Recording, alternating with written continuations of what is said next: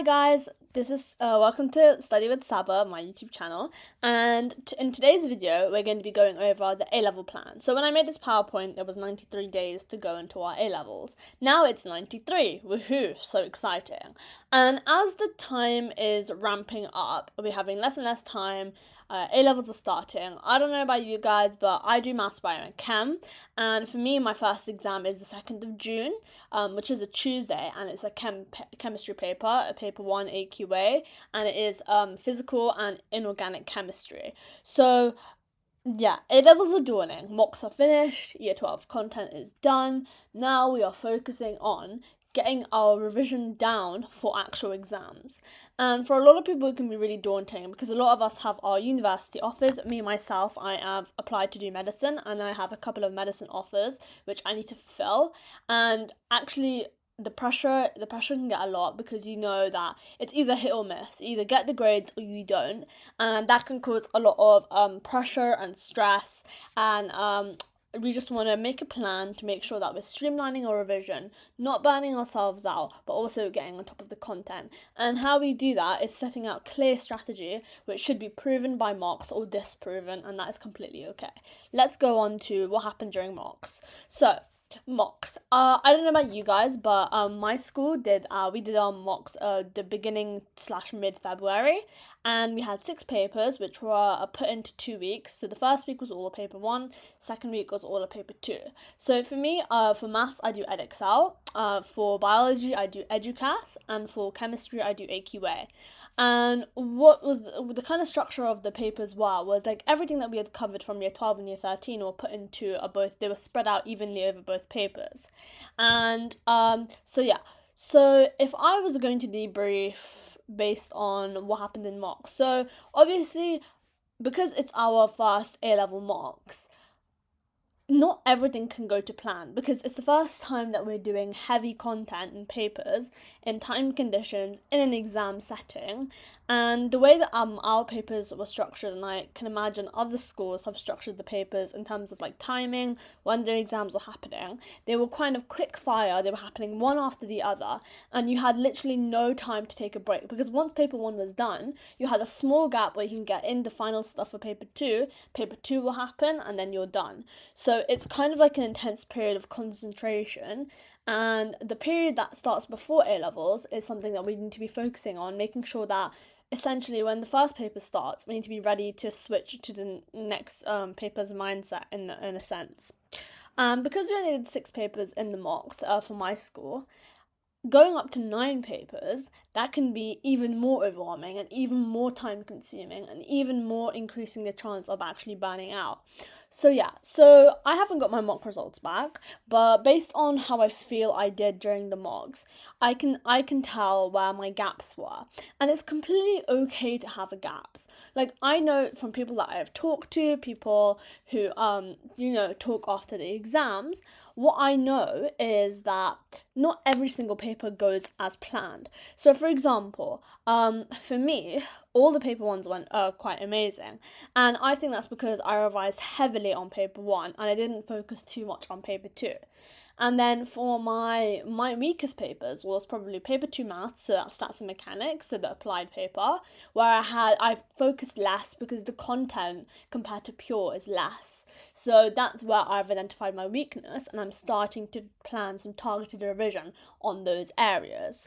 And then my other weakest paper was essentially chemistry paper 2, which I think it was coupled with maybe needing a little bit more preparation, and also how I was not ready for how tough the paper will actually be. And also before mocks, I thought my timing was amazing, but then as longer the papers are, the more you get carried away, the more time you think you can spend on one question. In reality, you actually need to have a really, really strict time structure. So those are the kind of things that I've learned from mocks, and I need to be making sure, and we all need to be making sure, that we're taking that feedback and moving forward. Because we all have ideas of ideal grades that we need to get. So for me, I need A stars and A's in biochem and maths. And in order for me to hit those grades, I need to make sure that essentially everything that I do is perfection, because the grade boundaries are high and it's competitive, and we need to make sure that we're hitting those offer requirements if we want to be going to the uni that we choose. And I just want to say, for anyone who's currently getting their mock results back, and people who have already gotten their mock results back, do not give up. You have a long time, a long period where you can actually focus on what is bringing your grade down. And if you think that if you can tweak what you're doing just a little bit, you will see a massive improvement in what you actually achieve in the actual exam.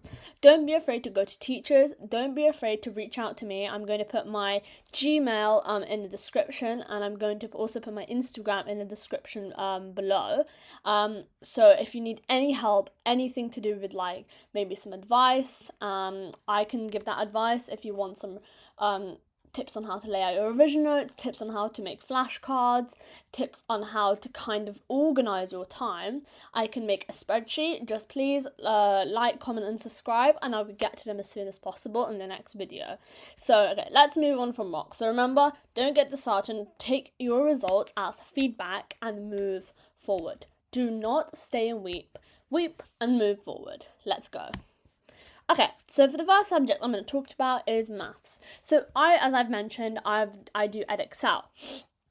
And for maths, essentially, practice makes perfect. That statement cannot apply to any other subject more than it does to maths. If you are applying your knowledge, so we have all seen the Edexcel textbook. I hope you all have access to that by now. There are mixed exercises. My school does study slips where it's compulsory for us to do some questions from each exercise of each subtopic of each chapter, and that was really helpful because after you do the lesson and you go ahead and you do those questions, it really does help cement the knowledge. So please comment below if you want me to kind of make a PDF of all the math slips that my school has given me, and I can put that on a PDF and I can kind of email it to any of you who want it, or I can make a whole video explaining like the strategy of kind of using the slips. So please let me know if you want that in the comments below. That's the only way I'll know if you guys have like an opinion of like what you guys want me to kind of cover. So yeah, please let me know in the comments below, and or my email, which will also be in the description. So here on screen I have a couple of links to a couple of exam questions that I use. So mixed exercise from the textbook is a really good way to kind of consolidate the whole chapter, because if you look at the mixed exercise, it kind of has a question from each topic that you just need to be making sure you have a really good basis knowledge of. So what I would do is I would start with doing mixed exercises from for each topic, which can take a long time, but I promise you it's worth it. And if you're worried about how long it's going to take, then only do the mixed exercises on the topics that you think that are your weakest, because there's a high chance that the thing that you're weakest on can come in the exam, and that can actually really dishearten you. So instead of just leaving it to last, get on it now. And after you've done that, you can go to Maths Genie. They have like really nice questions. The questions are really simple, but it kind of gets you into that rhythm of how you're supposed to be laying or working out, and how to just systematically get to the right answer. And then I would go to Chalk-Face Maths, which is really good. It has like exam questions of every single topic in maths, and it has like after each question it has the mark scheme. Extremely useful. And my teacher recommended NACAR Maths. It has really good questions. I used it a lot for applied. It really did help me with like pulleys and connected particles and dynamic particle and all of that. So make sure you go and check that out if you want to get more practice on applied. And Yesterday Maths is something my other teacher recommended me. It's also similar to Chalk-Face, where it has just a compilation of exam questions from each textbook chapter. Not from each, from every past paper. Then, past papers. I would recommend doing a past paper every single morning. After my mock exam, what I did was I kind of took the feedback from the mock, and I was like, okay, let me do a paper. I did the 2023 paper 1 for pure. I got around 70%. actually looking at the past paper and actually putting yourself in time conditions and actually putting yourself under that time pressure, taking the feedback from the mocks and applying it again, you will get there eventually. So keep doing those past papers. I think the best website I used for past papers was like Maths Genie. They have it really organized where you can have your like a past paper, you have your answers, you have solutions. So it's really good to use. That's what I would do. And please focus on your weaknesses. Start off by targeting things you're not good at. Don't waste time on like, oh, I don't know, quadratics. You know that. Move on to bigger and better things. Flashcards. Things like sequences and series, you know, when you have to kind of derive the arithmetic sequences, sum formula, put that on a flashcard and just learn it. There are some things in maths where you just need to learn it. When you're differentiating from first principles to find sine or find cos, put it on flashcards. When you're doing variable acceleration and you're trying to find the integration and differentiation to find like the distance or the velocity, put it on flashcards, learn it. You will get easy marks, and at this point we want to be getting all the marks that we can. Right, biology. So biology is my favourite subject. Sorry, maths and chem. I'm not sorry. Biology is my favourite subject, and the key thing for biology is if you do not undertake the time to understand the content, you will not be able to answer those hard, high yielding application questions that crop up in A-level exams. You need to make sure you are understanding the content. So for my school, my teachers would always highly recommend that after every lesson you go and you consolidate, because 1 hour for one like small section of biology is not enough. You need to be making sure that you're going back, you're making those diagrams, making those labels. Me, I love colourful notes. As you can see, I have quite colourful notes. It just makes it pop, it makes it more engaging, and it makes note-taking and kind of consolidating content more fun and understanding. Please comment below if you want to see more of my biology notes. They're very nice to look at, and if you just want an idea of how to kind of lay out your notes, please drop a comment below and I can make a video on how to make notes. So the kind of notes that I make is Q notes, and I made these in year 12 and I still do in year 13. And what I mean by Q notes is where I just take a ruler, draw a line, one thin column and one thicker column.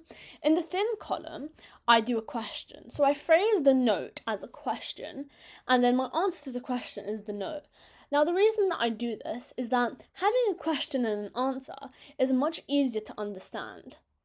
And that kind of helps me understand how things work, how it can be asked in a question. Because biology is not just about the content, it's about questions too, because the questions can be quite wordy. And just kind of understanding those keywords that can crop up in a question and having them mirrored in your notes can really, really help you. So I would highly suggest doing this for your notes. It helped me tremendously. In my mock last year, I did get an A, and I don't know how mocks went this year, but I will let you know what I get in my mocks. And then comment below if you want that, and if you want my opinion on the feedback, comment that below. I can make a video on that, no problem. So yeah, Q notes. And I also indicated a binder, a clear binder. And as you can see on the clear binder, what I've done is I've clearly outlined each component of each paper. So I do EduCast, so we have 3 papers split into 3 components, and I've written down all the topics. So as you can see, component 1 is less bulkier than component 2 and component 3. So what does that tell me? Prioritize component 2 and component 3, because in the midst of the exam season, you cannot be making notes then. Finish them now. Finish the flashcards now. Understand the content now. And realistically, you should spend the last month before A-levels memorizing all the content that you've done and then just applying. So this is the time to knuckle down the content, get notes and flashcards done. You do not want to be making flashcards during exam season or even a week before. They need to be done in these next 2 months, and that has to be a promise. Guys, comment below if you are going to promise me those are going to be done. Thank you. PMT is amazing. It has so many questions on each topic. It's organized beautifully. You have clear access to the mark scheme. It's a no-brainer. I bet everyone's using it. But to those who haven't used it, what are you doing? Get on it right now. Now, past papers. So, yeah, past for EduCast especially, I think past papers are the best because online you cannot find any other quite good questions except for those good old hard questions that EduCast ask you. Application heavy, multiple parts, lots of words. Get into the habit of adopting those good exam techniques. And that can only be done by doing past papers. So get on that now. 5 flashcards / blurting. For me, it's kind of controversial, and my friends do pick on me. They say, "Oh, Sabah, how are you doing this?" I can only study from paper flashcards. Online flashcards, for some reason, just do not appeal to me. I've tried Anki, I've tried Quizlet, I've tried the GoodNotes flashcards. They just do not work for me. So I just like buying good old-fashioned paper flashcards. I buy the £1 packs from the works, if you know, you know. And I pick the colourful ones, and I literally just draw diagrams and things on there. And because I'm a kind of a visual learner, I try to visualize things, the content through diagrams. So, guys, comment below if you want to see like a set of my flashcards. I can teach you guys how to make like flashcards. Comment down below if you would like that, and I can make that for you guys too. Add it to the list. So yeah, flashcards. If you like them online, if you like them on paper, make them. Or if you're not a fan of flashcards, you can just take the notes you've made and blurt them until you understand them. Let's move on to the final topic. Chemistry. Right, I have a kind of a love and hate relationship with chemistry. I love the subject because of my teachers. I have an amazing teachers who I couldn't have loved chemistry if it wasn't for them. And the thing that they always say is you need to be having an eye for detail and you need to understand your chemistry. For AQA, they can be kind of sneaky in those 1 markers. If you know, you know. There's 1 markers where it seems like the answer's straightforward, but when you actually read the question, you're like, hang on a second, I don't have this memorized. And that's where understanding your chemistry and having that eye for detail can become very handy.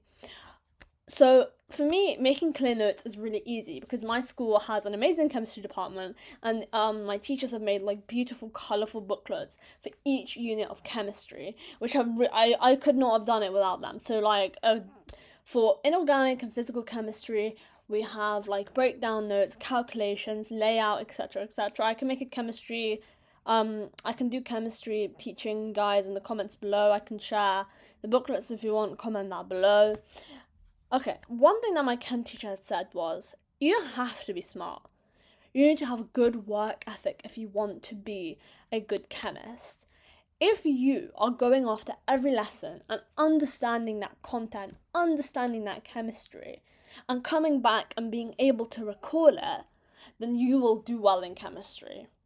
You will do well in it.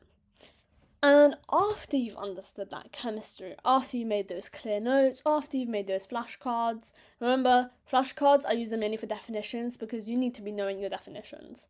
You cannot apply chemistry if you do not know your definitions. Please learn those definitions. Then, exam questions. PMT has questions for every exam board, I think every exam board, and they're quite good. There's plenty for you to go through. I never run out of PMT exam questions, so please go ahead and check that out if you haven't already. And another controversial exam question thing I like is Dalton Chemistry. I think they do OCR and AQA only, but I plan on moving on to the OCR ones once I've done all the AQA ones. So yeah, the one thing I don't like about it is that it doesn't have a mark scheme, but you could use like a Gemini or ChatGPT to kind of help you answer those questions, or if you're stuck, go to a teacher. And the thing I like about Dalton Chemistry is they're organized like PDFs, and in the corner of the page at the top, it has like, you know, the Nando's chili scaling. It has that, and that's very interesting because it's really cool. Like, you see the question, you're like, oh, which kind of scale is it? Extremely hot, or is it mild in terms of like difficulty? Past papers, do them timed, do them tired, do them timed. The thing I struggled so much in chem mocks was I knew the content. Time was an issue. So please don't let that be the downfall in your actual exams. Timing. Do not spend 10 minutes on one marker. It's not worth it. fold the page, move on. It's better to have plenty of time to go over lots of questions than having little time to go over lots of questions, if you get what I mean. So please do that. Please drop a comment below if you want to do like chemistry exam walkthrough, if you want to do chem sessions together, because for me, I really struggle with chemistry sometimes, and it would be nice if we like do a live and we can both kind of check it out. Please also check my Instagram too. I have study with me kind of reels, and also comment below if you want me to put some like study tips for chem on my Insta or my YouTube. Please comment that down below, then I'll know what you guys would like. And also target your weaknesses. So I haven't got my mock back, but I already know that organic chemistry is my weakness and timing is my weakness, so that's what I'm targeting my revision on. And flashcards, make sure you're flashcarding those definitions and those key chem concepts and understanding that chemistry. Don't be afraid to use diagrams, don't be afraid to use bold colors, don't be afraid to use highlighters. Do it all and get it in your head, guys. Okay, so that is the end of this PowerPoint, and hopefully I haven't rambled too much and I haven't yapped. I did that quite well, I'm told. So I hope that was useful for you guys, and I hope that you find this useful. Please like, comment, and subscribe. It really does make me happy if you guys just show your support, and it kind of will encourage me to make more videos. But please comment if there's any specific kind of content you want me to like go over. I will literally be happy to do that for you guys, anything for you guys. So yeah, please like, comment, and subscribe, and let me know what you guys want to see next. Bye!